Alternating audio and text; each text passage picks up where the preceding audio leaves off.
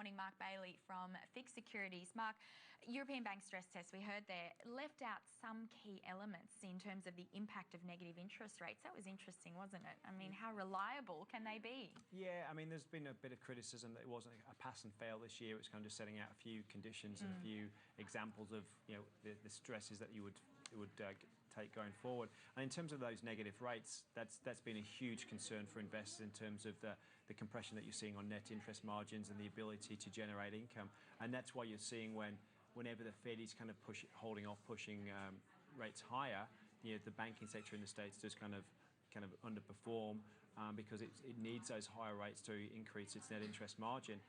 In terms of the overall performance, I actually thought they were pretty decent in terms of what we were expecting there. It was obviously the Italian bank that's under a lot of pressure, Monte Paschi, and potentially RBS that had to raise additional equity in certain stressed environments. But overall, I thought it was a pretty good result. Now, you can always argue whether they do the proper tests or whether they try to show, look, the banking sector in Europe is stable and resilient. But I think that there's still obviously going to be questions over that. There's still huge questions in terms of how they resolve the Italian banking sector and how they get that 40 billion of equity into the banks. Whether they have to bail in creditors or whether they do it beforehand. And that's got big implications for domestic investors in Australia, because a lot of the hybrid holders in Italy are also retail investors as well, very similar to Australia. So if the government is allowed, and at the moment the ECB and especially Germany is saying, no, we don't want you to put that capital, taxpayer funds and capital into the banks before bailing in the creditors. They need to take their hits all the way up.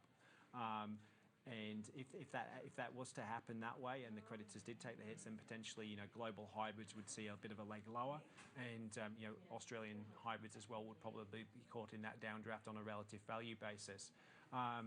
Moving out of Italy, there's obviously still concerns about Deutsche Bank and their hybrids, or as they call them in Europe, CoCos, which is contingent capital, contingent convertibles.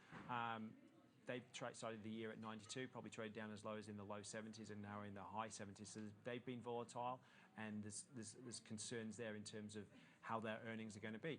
Having said that, the banking sector, especially in the States, has reported pretty strong Q2 revenues. You've seen really strong growth in the fixed income part of the business, which is always interesting from my side of things. It's good trading revenues. There hasn't been a lot of M&A type activity, but equity trading volumes have been okay, not stellar, but most of the growth's been in the fixed income side. But having said that, the key driver for a lot of banking profitability is in that net interest margins, and with low rates, it's very difficult for them to earn that spread in terms of doing that business. And I think that's right in terms of what equity investors are looking for, and also in some of the analysts in terms of the EBA, the stress tests, and maybe they didn't look at that in too much detail.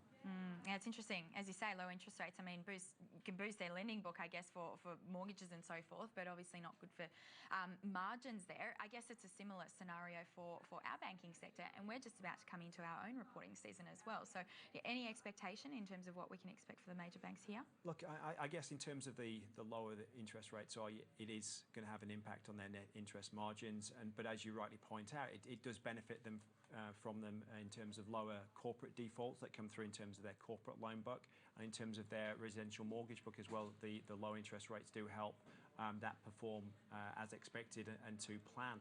In terms of where the domestic majors see stress on their residential mortgage book, I think it's kind of into almost double digits in terms of unemployment is where they see real stress tests coming through, and we're a long way from that in terms of where we are at the moment.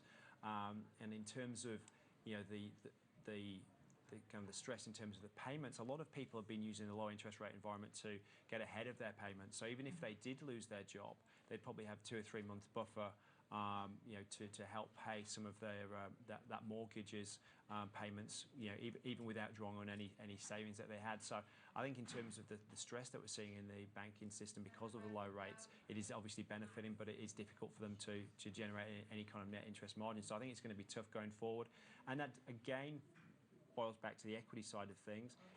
Are they going to be able to generate the dividends to continue paying those and generate the yield for income investors? All right, fantastic. Mark, we're going to leave it there. Really appreciate you joining us this morning, though. Thank you. Mark Bayley there from FIIG Securities, just seeing 7 West.